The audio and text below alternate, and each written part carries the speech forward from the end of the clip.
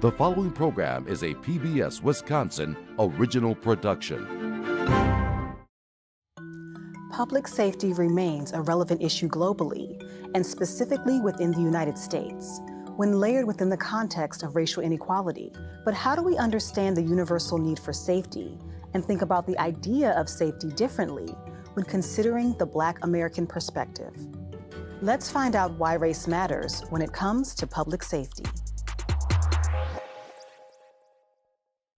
Gun violence is rising.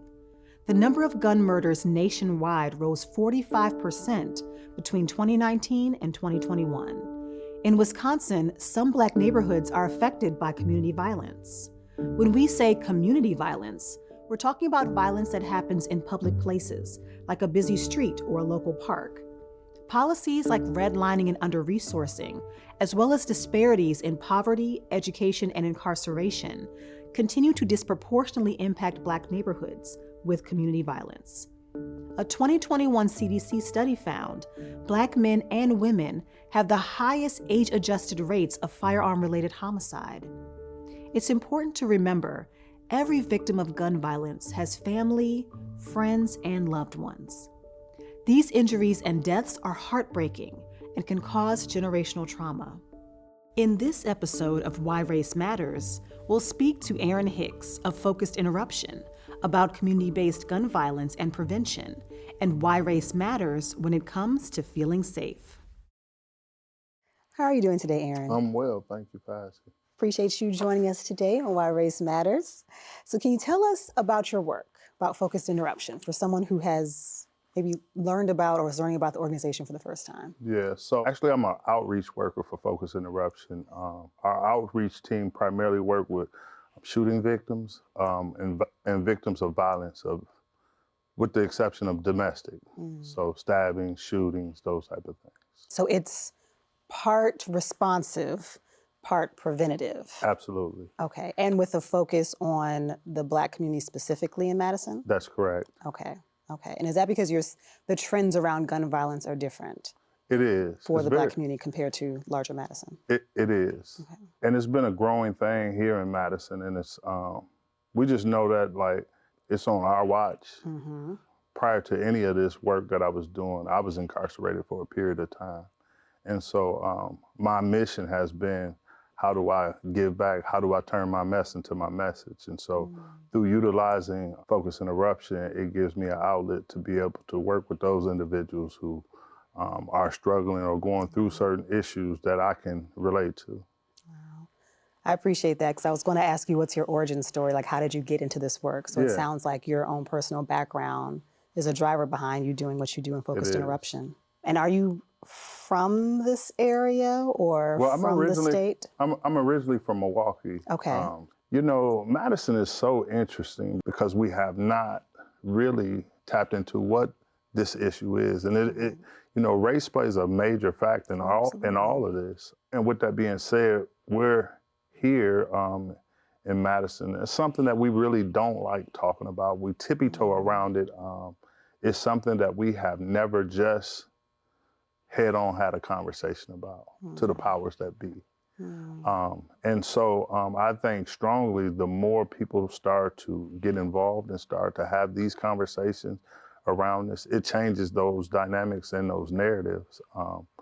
I understand that, you know, these areas are impoverished areas, and I also understand that, you know, poverty is a construct, right? This can be stopped, it can be changed. Now it's a matter of, if it's not being changed, the question has to be why, right? Because it's not that we don't have the means to change those things. You know, when people are eating, crime goes down, right? And when people are not eating, crime goes up. And it don't matter what race, you know? And so that same principle applies even with violence. And the thing about violence, what's so interesting is there is no race or color on violence.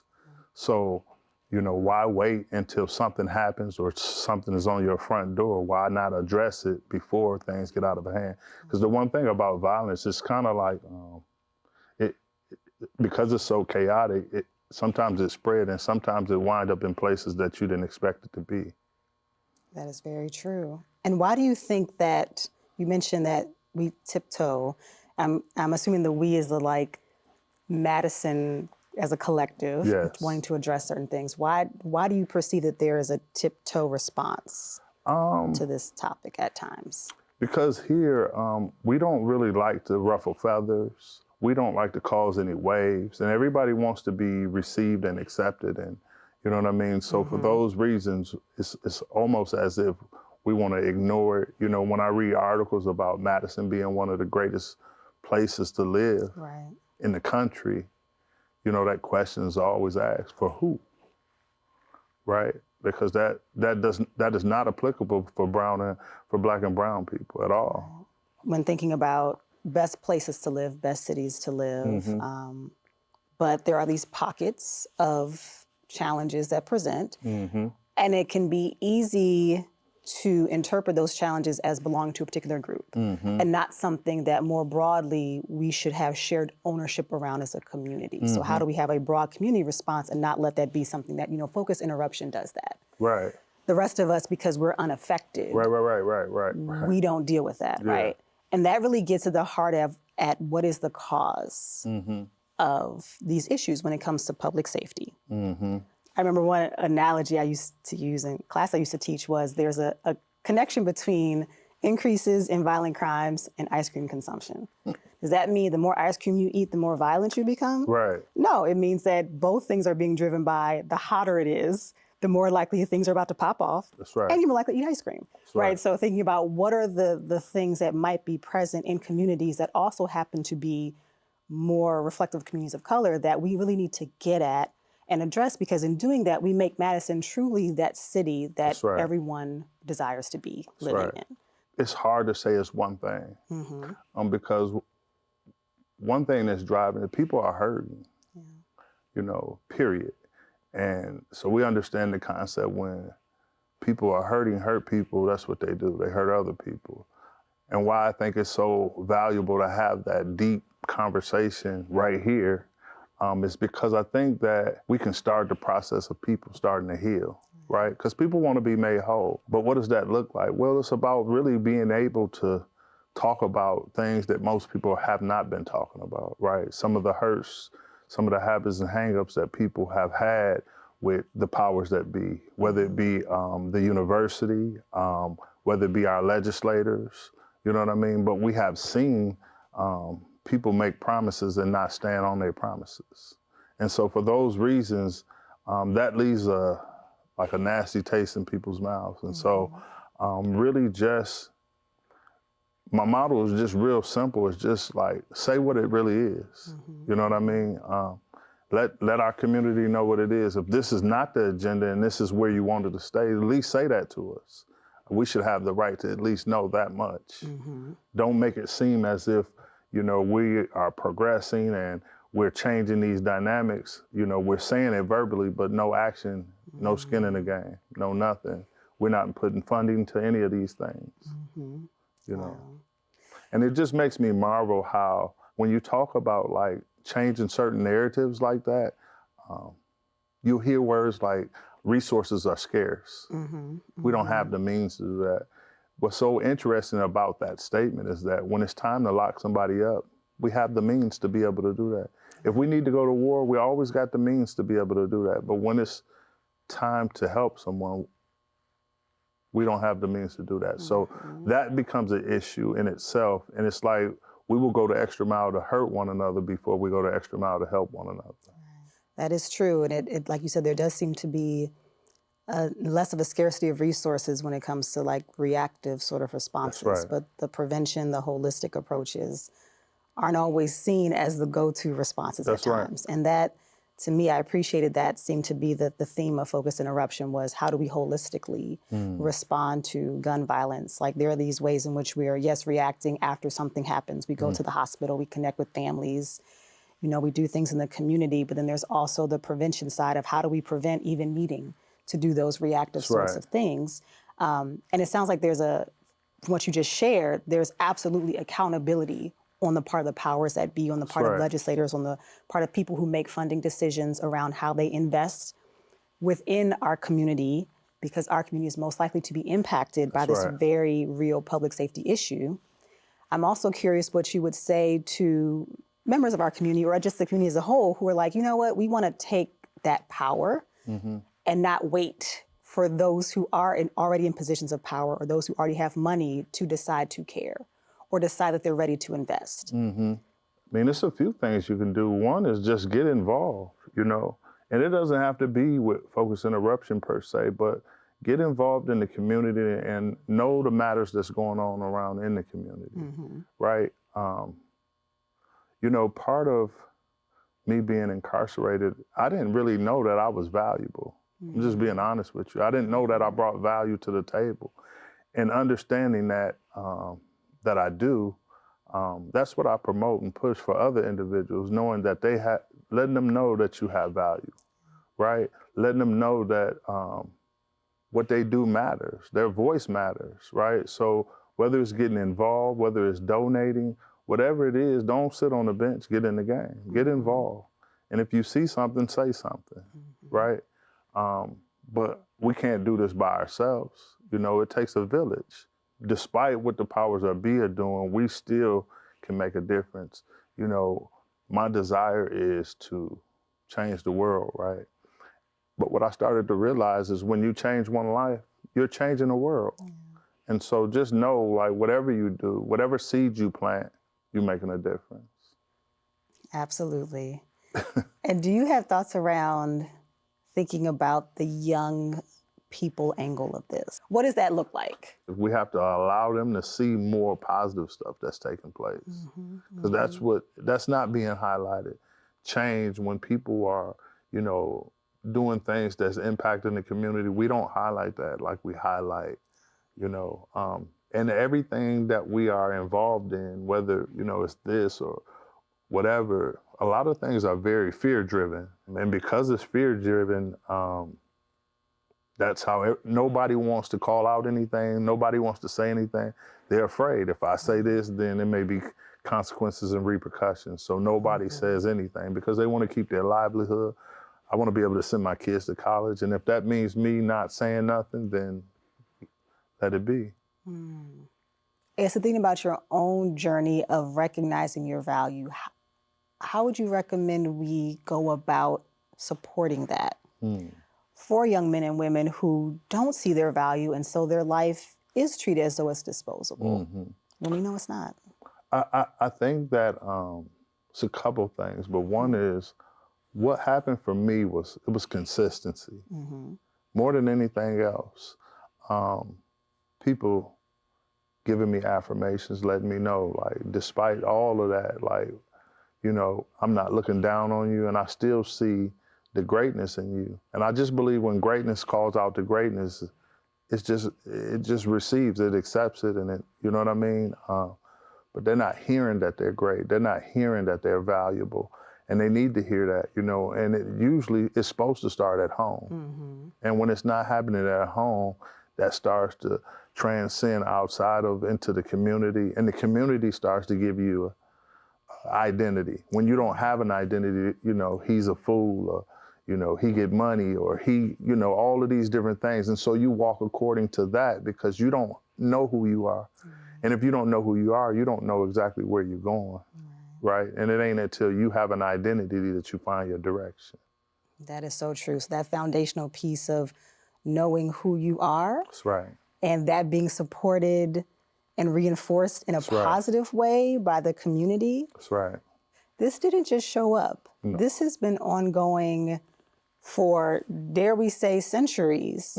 And perhaps not violence in the same way that we experience it now, but the identity crisis piece, that's not new. That's right. Because when you think about the Black American experience in this country, we're stripped of our identity from day one. Yeah. And a different identity was forced upon us. That's right. And unfortunately, a lot of us have internalized that negative view of self. And so if we view ourselves as less than, and then we view people that look like us as less than, well, then it's easy for me to kill you. That's right. Or not value my own life because Right. the world around me tells me I have nothing to contribute. I have nothing to offer. And we know That's that's right. farthest from the case. So it feels like that's such an important piece in a city like Madison where you are less likely to see yourself reflected back at you. Like, it feels like we have to go harder with what that looks like for young people to say like, hey, you matter. Here's positive representations of who you are, what you can be, how we That's can right. support you with whatever path you are interested in for yourself. With that mindset of when I wake up, like I have to be able to see a young person and share something with them. I didn't have that. You know what I mean? And I understand what that feels like, right? And, you know, it took some extreme things that happened in my life that ultimately broke me, but it allowed me to be able to see me and value me. So in thinking about the layers of what we can do, right? So we try to be very solution oriented. Yeah, here. definitely. Like, you know, it can be tricky because there are very real issues that, you know, impact the Black community in our state. And not just in our state. We know it's a national issue, but you know, we'd like to contextualize, bring it down to Wisconsin, and thinking about poverty, education, incarceration. What sorts of activities or things have you personally or Focus Interruption as a group, what does that look like for you all in those different systems around gun violence, either the response to it or preventing it altogether? Yeah. I have a quick question. Sure. If I could ask you first. Oh, go ahead. Do you feel like our system is broken? You mean just in general? Just in general. Okay. And our system, just like how we live Run our and lives. do things. I think it's working for those it was designed to work for. That's a good answer. But it's important to answer it that way because most people, whenever I'm in a class, I ask that question, you know, and all hands go up. And That the people think that it is working? that they think that the system is broken. Got it. Okay. So when you think a system is broken, your mind goes to, let me try to figure out how we can fix it, right? Most people don't really know that the system isn't broken. It's doing what it was designed to do. That's why you see it. That's why, like, we are the only race of people who have been enslaved on this land, right? So it is very intentional, and then to change some of these narratives has to be, but we have to have dialogue about these things because these things really did happen, right? And people are very hurt and broken from a lot of this stuff, right? And it ain't until we are ready to shake out some of our dirty laundry and really talk about these things, right? You change the trajectory of how life can look. So on an individual level, I get a lot of time to spend into the university. And by doing that, I get to just challenge some of the professors, just to see things in a, you know, what we created was, we have this thing, it's called the best of both worlds. And it's about bringing the academic world together with lived experience, right? And so it changes how you look at things because most people only, they understand our issues from a very academic standpoint. They didn't never have to live it. I was in a meeting and it was around gun violence. And I just kind of sit back and listen. And they were just intellectualizing gun violence in the way that they do, right? And so I just asked a question. My question was just strictly, who wakes up or goes to sleep to shooting? No hands went up, but I put mine up. And what I really was conveying to them is like, you should not be discussing a subject without the subject matter being there. That makes sense, right? Like, it's like they can intellectualize poverty or they can intellectualize homelessness and never had that experience. So being able to share and get them to see things through a different lens and vice versa, I get to see through their lens as well. But it's been eye-opening and it changes perspectives and narratives and it gets people on different trajectories of even their work. People have to be able to not only hear it, but they have to also see it. Right. And I hope that one of the takeaways when people are having these conversations with you is balancing out the statistics and what the numbers say about your communities, about our communities, and not viewing them as all of any one thing. Just like any community is not all of one thing. That's right. It can be easy to view our communities as all a negative. That's right. Because statistically, we are more likely to ... But those numbers don't tell the whole story. It doesn't even convey the beauty within those communities that you may perceive That's right. as unsafe. Because the flip side of that is you can have the most beautiful gated community that does not feel safe to someone that looks like us because of how we may be received That's right. in those communities, or how we may feel more unfairly targeted. Am I gonna get the police called on me? Or if my kid goes to the basketball court, does that elicit a different response versus Right. if just any kid in the neighborhood goes to the basketball court? So this idea of safety is not, I don't think it's equally understood because it's not equally felt in the same ways. Yes, gun violence makes all of us feel unsafe. But I don't think it's always understood how psychological safety is not something that we always have the luxury of experiencing in our home state, in our home cities, because of the perceptions that some may have about who we are, what we Yeah. bring.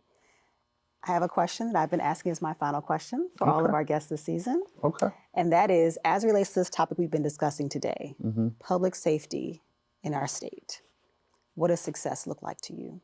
It looks like when that word is applicable to all parties, to all creeds, races, everyone should feel safe, right? It shouldn't be limited to, because ultimately, though I do all the work that I do, I can't tell you that I feel safe, right? And I would be lying to you if I told you that I don't always feel safe, not even here in Madison, because I understand that like safety has not, it's not a net for everybody, right? We can justify certain things on one end, and then on the other end, that's a crime.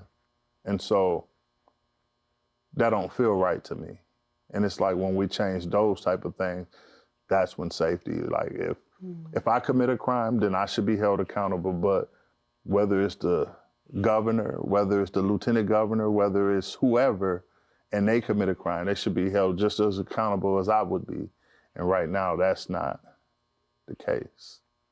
Thank you so much for your time today, Aaron. Man, it's been a blessing. I appreciate you, and thank you kindly for having me. You're very welcome. Public safety is a right that we should all be afforded, but providing safety in ways that are felt across racial lines and that considers the racialized history and resulting generational trauma in the United States and within the state of Wisconsin specifically requires special care and expertise. Thank you to Aaron Hicks and others who are dedicated to this important work. Watch additional episodes and content at whyracematters.org.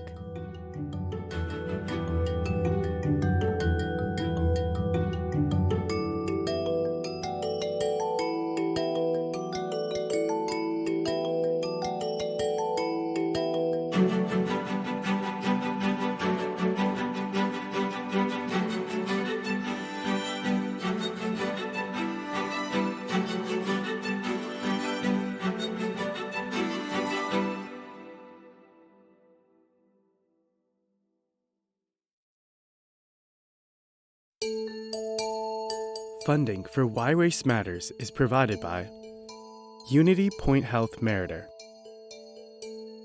Park Bank, donors to the Focus Fund for Wisconsin Programs, and Friends of PBS Wisconsin.